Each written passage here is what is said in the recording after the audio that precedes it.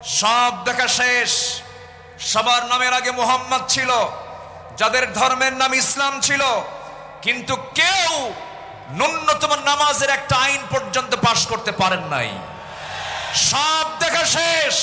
আগামীর দেশ হলো ইসলামের দেশ, কোরআনের দেশ। রাজি আছেন কারা কারা? হাত উঁচু করে দেখান মুসলমান। আমার দেশে এখন এই মুহূর্তে সবচেয়ে বড় সমস্যা হলো গদি সমস্যা। কি সমস্যা বলেন তো? এই যে গদি সমস্যা হচ্ছে এখন সবচেয়ে বড় সমস্যা।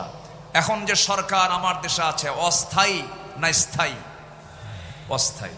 তাহলে এখন সামনে যে সিচুয়েশনটা আসতেছে, এই সিচুয়েশনে একটি সরকার, কল্যাণ সরকার, এটি কল্যাণ রাষ্ট্র গঠনের জন্য প্রয়োজন কিনা বলেন?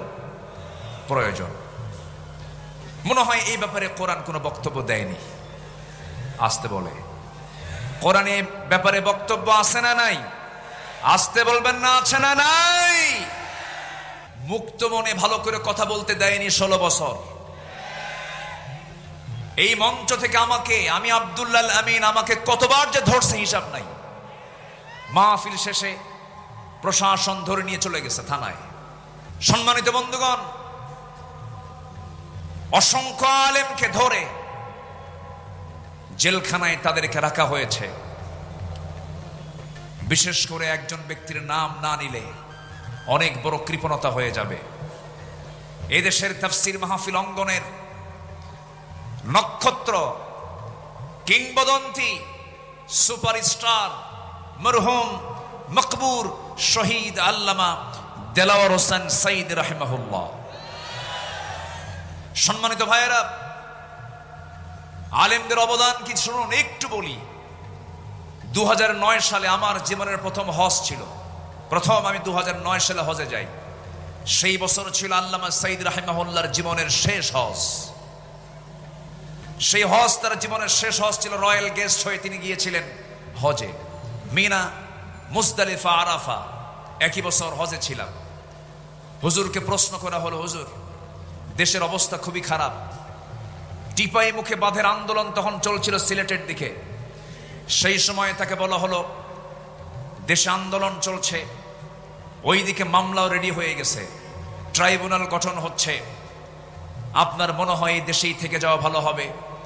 সৌদি গভর্নমেন্ট আপনাকে নাগরিকত্বও দিবে, আপনি দেশে থেকে যান। উনি মুস্কি হাসি মেরে বললেন, সাইদি পালায়া থাকে না।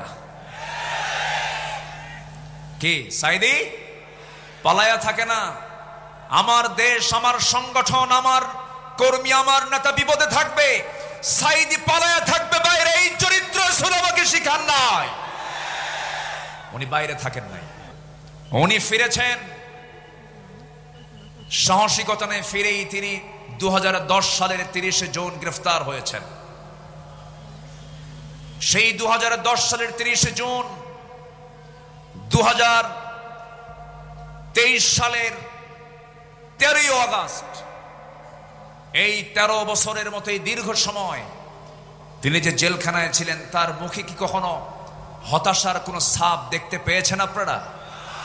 শেষ বিদায়ের সময় তার মুখে কি কান্না ছিল না হাসি ছিল? তিনি হেসে বিদায় নিয়েছেন। গোটা জাতিকে তিনি কাঁদিয়ে রেখেছেন। সম্মানিত ভাইয়েরা, যার বক্তৃতা শুনে অসংখ্য পথহারা মানুষ পথের দিশা পেয়েছে। অবাধ্য সন্তান বাপমার সেবা করা শিখেছে তার বক্তৃতা শুনে। সেই দেশ গড়ার, সেই নাগরিক তৈরি করার মহান এই কারিগর আল্লামা সাইদিকে 13 বছর শুধু জেল নয়, ছেলে রেখে, শুধু জেলখানায় নয়, হাজতে রেখে অবর্ণনীয় সীমাহীন অত্যাচার করা হয়েছে রিমান্ডে নিয়ে। চোখের পানিতে জায়নামাজ ভিজেছে, চোখের পানিতে জেলখানার বালিশ ভিজেছে। সম্মানিত ভাইয়েরা, সম্মানিত বন্ধুগণ, শেষমেশ এই পাশবিক শক্তি দিল্লির প্রেসক্রিপশনে চিকিৎসার নাম করে হসপিটালে নিয়ে ইমাম আবু হানিফার সেই একই পথ ধরে তাকে বিষ প্রয়োগ করে শহীদ করা হয়েছে। তাফসীর মাহফিলের এই প্ল্যাটফর্ম থেকে আমরা স্পষ্ট ভাষায় জানান দিতে চাই, অবিলম্বে আল্লামা সাঈদীর যারা খুনি তাদের চূড়ান্ত শাস্তি নিশ্চিত করা হোক। রাজি আছেন কারা কারা? হাত উঁচু করে দেখান মুসলমান।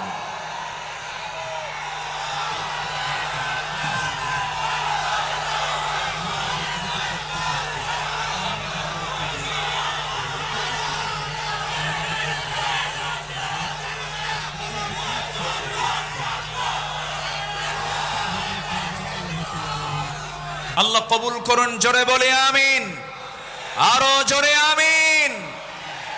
আমার বিশ্বাস আল্লামা সাঈদীর শুরুই কথা বলতে চাই।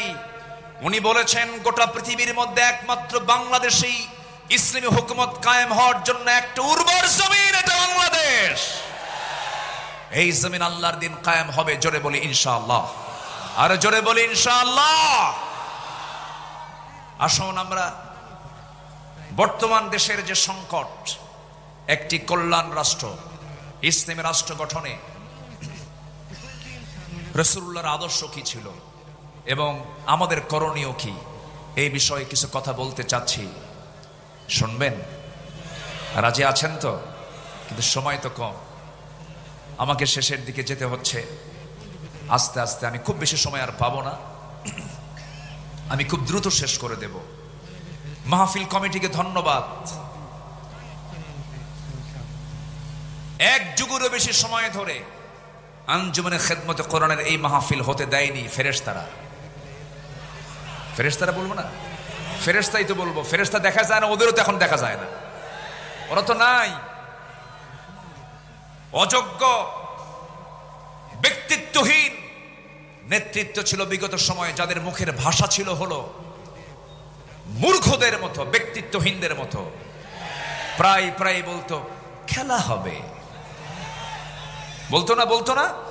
এই জাতীয় বক্তব্য কি একজন সচেতন ব্যক্তির মুখ থেকে বের হতে পারে? মান কানা ইউমিনু বিল্লাহ ওয়াল ইয়াউমিল আখির ফালইয়াকুল খায়রান আও ইয়াসমুত। যে ব্যক্তি আল্লাহর প্রতি বিশ্বাস করবে, পরকালকে বিশ্বাস করবে, সে যদি কোনো কথা পায় ভালো কথা বলবে, যদি কথা না পায় চুপ থাকবে। চুপ থাকাটাও নাজাত। বহু লম্বা সময় আমার নবী মাঝে মাঝে চুপ থাকতেন, কোনো কথাই বলতেন না। যত কথা কম যার জীবনে, গুনাহ তার জীবনের সবচাইতে কম। ইসলামী রাষ্ট্র গঠনের রাসূলের আদর্শ কি ছিল? নাম্বার 1, আমার নবীজির ইসলামী রাষ্ট্রের 1 নম্বর দিক ছিল হলো, তিনি যা প্রতিষ্ঠা করেছেন এর মধ্যে 1 নম্বর হলো তাওহীদকে তিনি প্রতিষ্ঠা করেছেন। জোরে বলে সুবহানাল্লাহ। কি প্রতিষ্ঠা করেছেন? তাওহীদ। আল্লাহ রাব্বুল আলামিন বলেন, قل إنما يوحي إلي أنما إلهكم إله واحد فهل أنتم مسلمون। সূরাতুল আম্বিয়া 108 নম্বর আয়াত। হে রাসূল, আপনি বলে দেন আমার প্রতি ওহী প্রেরণ করা হয়, তোমাদের ইলাহ একক আল্লাহ, সুতরাং তোমরা কি আত্মসমর্পণকারী হবে না? প্রশ্ন করা হচ্ছে, রাসূলকে এই কথা বলে দেওয়া হলো। নবীজি মক্কার মাটিতে মার খেয়েছেন না মার দিয়েছেন?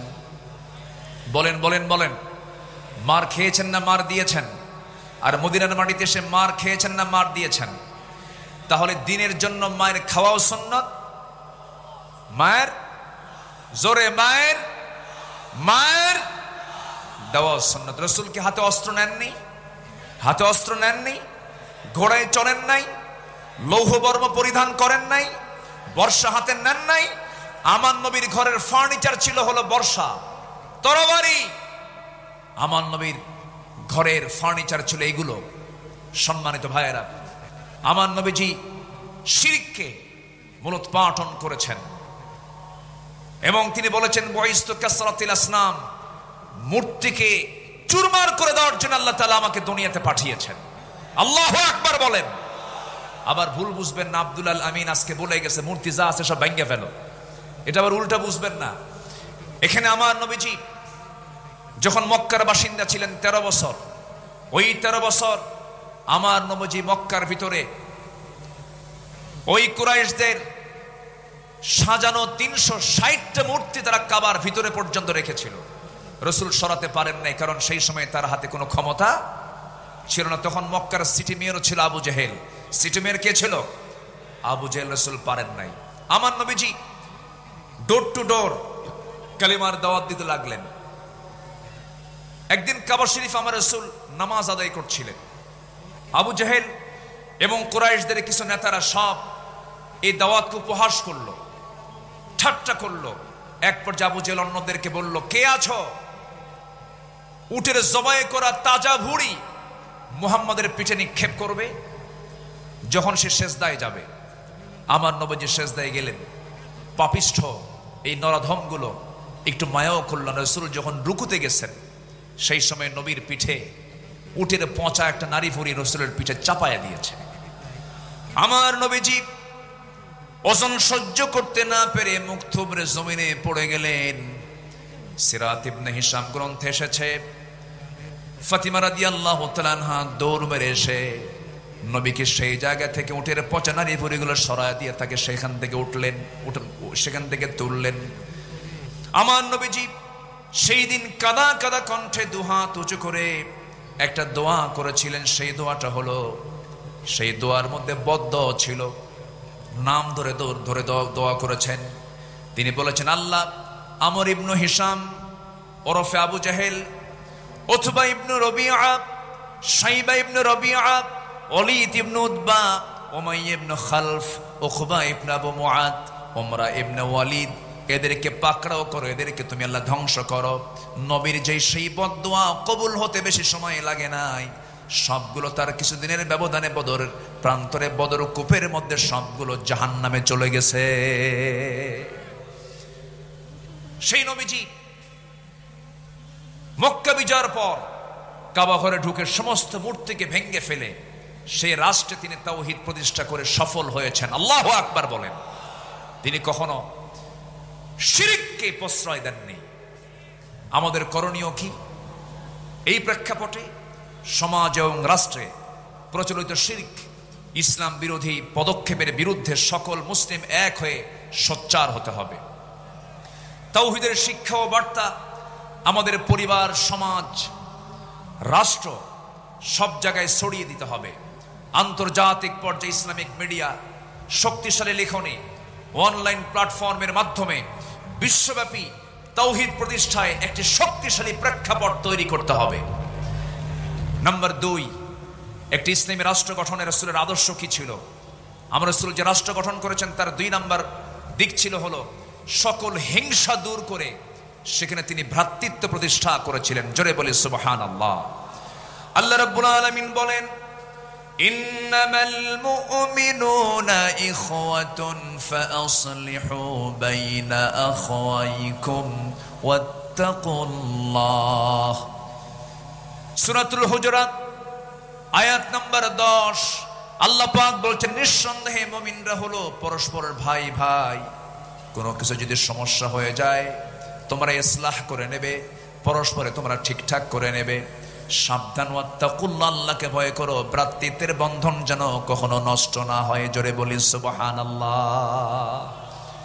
আমার নবীজি মদিনায় যখন মুহাজির এবং আনসারদের মধ্যে ভ্রাতৃত্বের সম্পর্ক স্থাপন করেন, তাদের মাঝে একটি ইসলামী রাষ্ট্র প্রতিষ্ঠার জন্য একটি দৃঢ় ভিত্তি তৈরি করেছিলেন।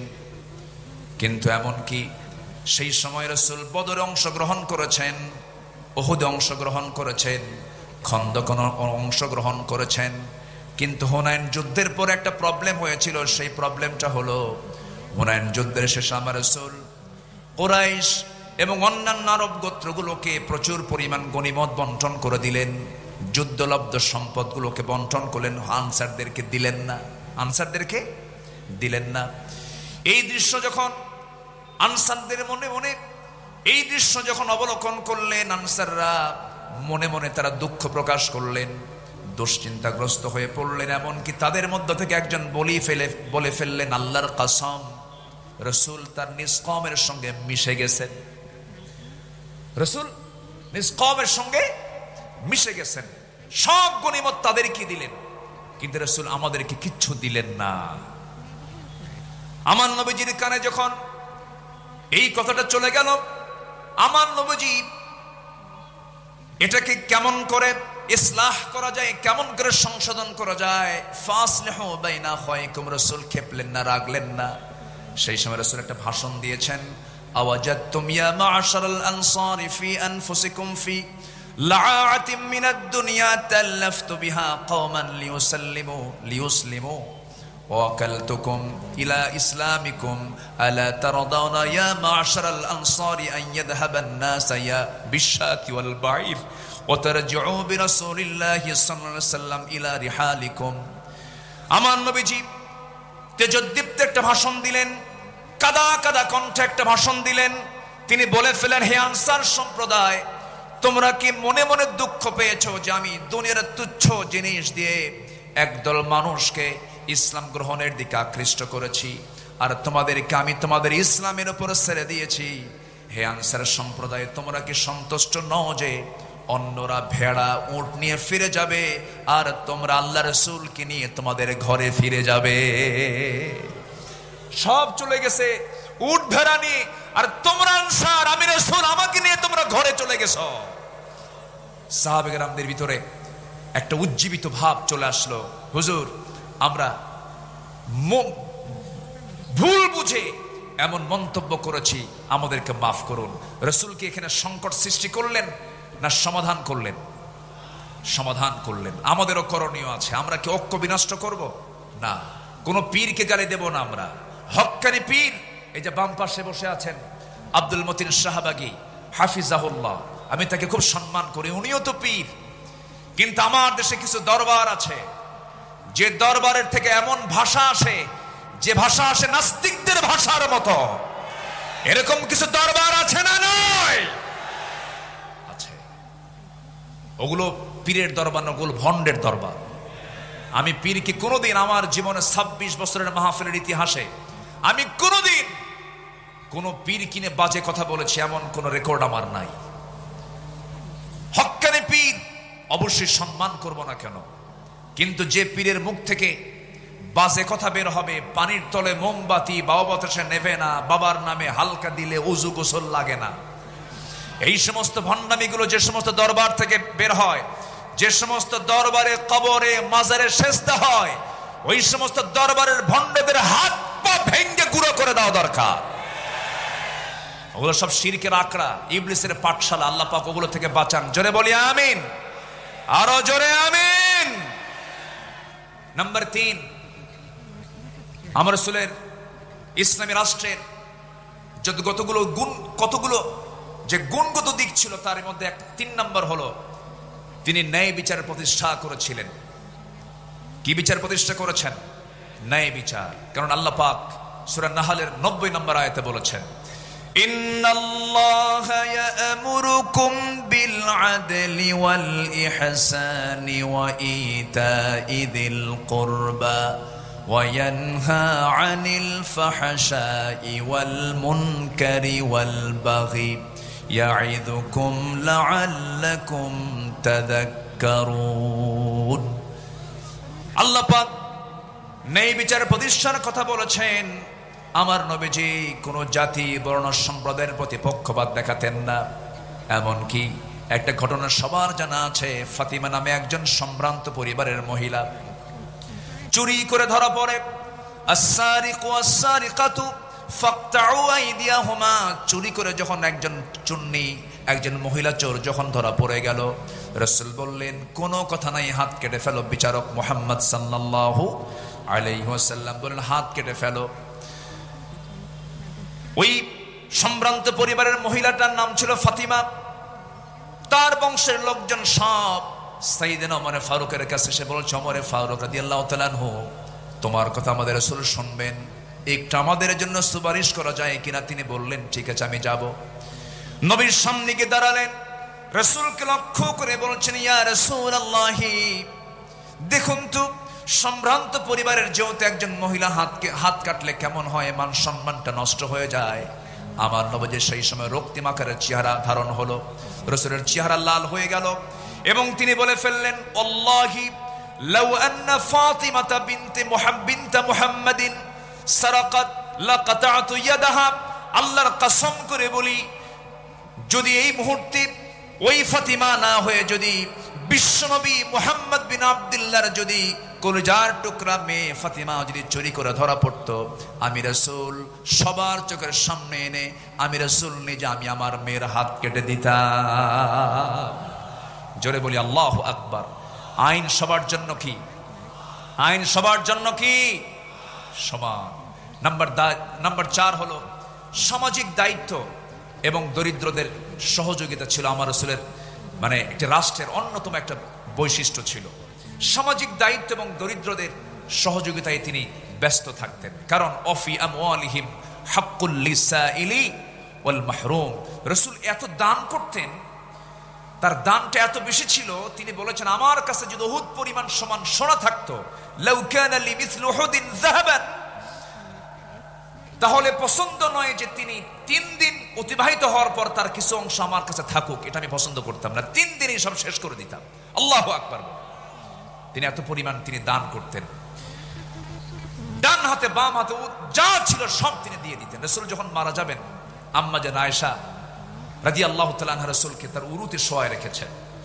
আমার নবীজি দুনিয়া থেকে বিদায় নেবেন, বিদায় লগন যখন চলে এসেছে, রাসূল বলছেন আয়েশা রে, আমি মনে হয় বাঁচব না, দুনিয়া থেকে বিদায় নিয়ে নেব।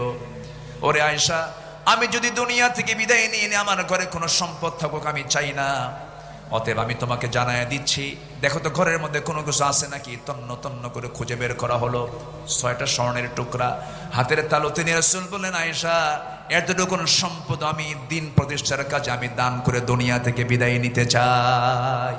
জোরে বলে সুবহানাল্লাহ। আমার নবীজি বসে আছেন, একদিন একজন নবীর কাছে বুরদা চাদর নিয়ে আসলেন, এটি পরার জন্য দিলেন।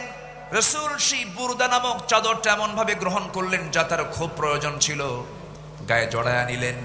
এক সাহাবী চাদরটা দেখে বলছেন, হুজুর আপনি যদি কিছু না মনে করেন আমি চাদরটা আমার পছন্দ, আপনি আমাকে দিবেন কিনা। রাসূল মুস্কি হাসি মেরে সঙ্গে সঙ্গে তার পছন্দের চাদরটা তার গায়ে দিয়ে দিলেন।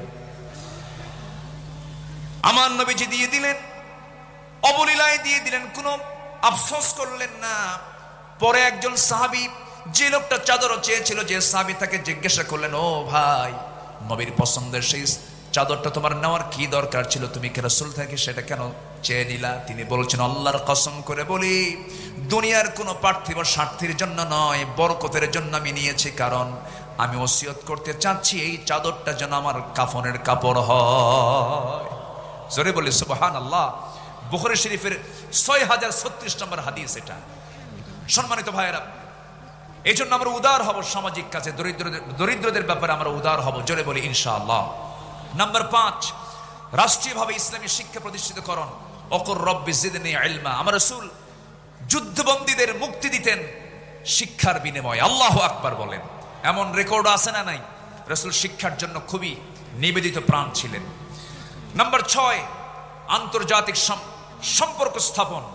আল্লাহ রাব্বুল আলামিন বলেন, وَإِن جَنَحُوا لِلسَّلْمِ فَاجْنَحْ لَهَا وَتَوَكَّلْ عَلَى اللَّهِ إِنَّهُ هُوَ السَّمِيعُ الْعَلِيمُ। সূরা আনফাল আয়াত নাম্বার 61।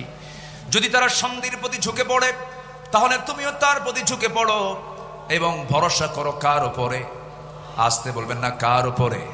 আমার নবী মদিনা রাষ্ট্র থেকে তিনি রোম সম্রাট হেরাক্লিয়াসকে চিঠি লিখেছেন, মিম মুহাম্মদ সাল্লাল্লাহু আলাইহি ওয়াসাল্লাম ইলা হেরাকালকে লক্ষ্য করে তিনি চিঠি লিখেছেন, আসলিম, আত্মসমর্পণ করো।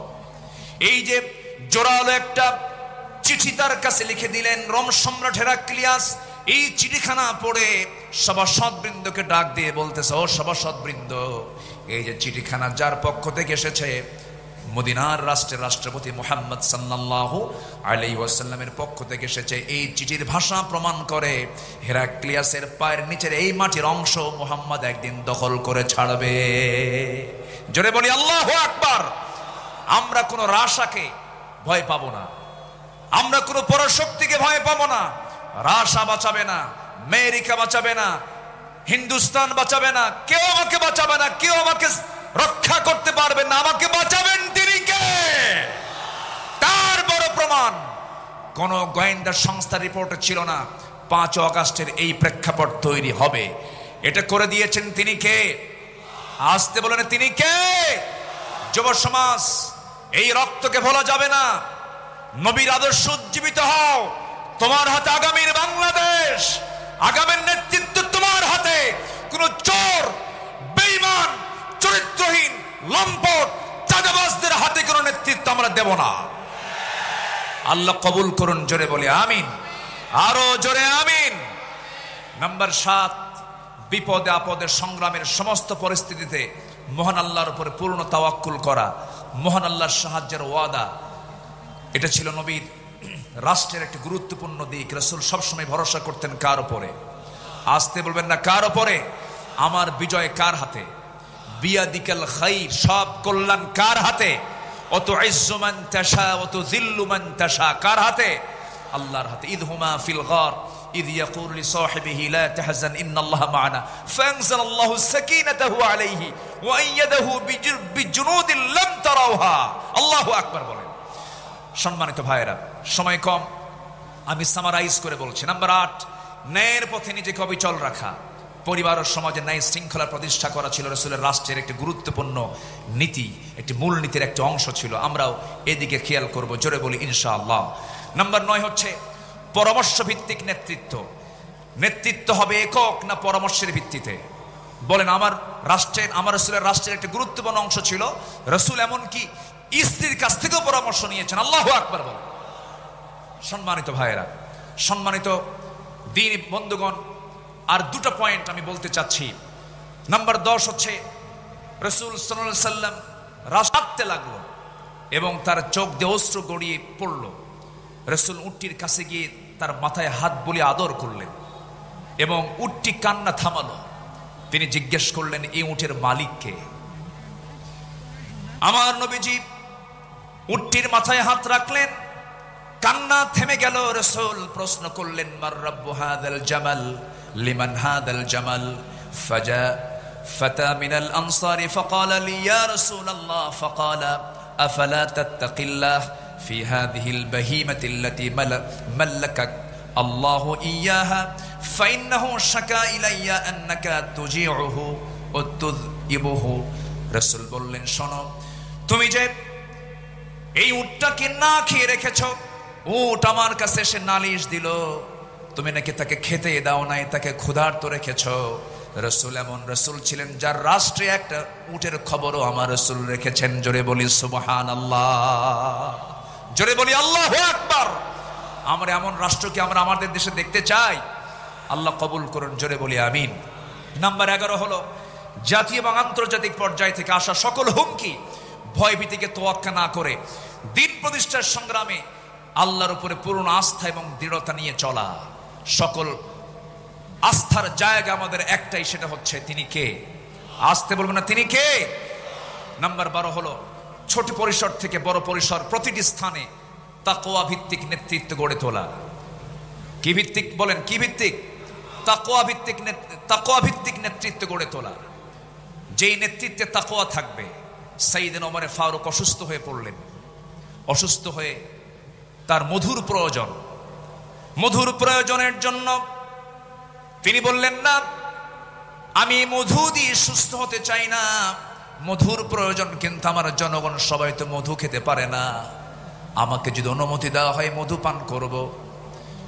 চিন্তা করে দেখুন কি পরিমাণ তাদের মধ্যে জনগণের জবাবদিহিতার চিন্তা মাথায় ছিল। আমার বন্ধুগণ, ওমর ফারুকের কথা যদি শুরু হয়ে যায় সহজে তো শেষ হওয়ার কথা নয়, বহু আলোচনা ছিল। সাইয়েদনা ওমরের মতো একটা শাসক আল্লাহ পাক আমার দেশে আল্লাহ পাক দিয়ে দেন। জোরে বলি আল্লাহুম্মা আমিন, আরো জোরে আল্লাহুম্মা আমিন। আমি কথা আর সামনের দিকে বাড়াতে পারছি না।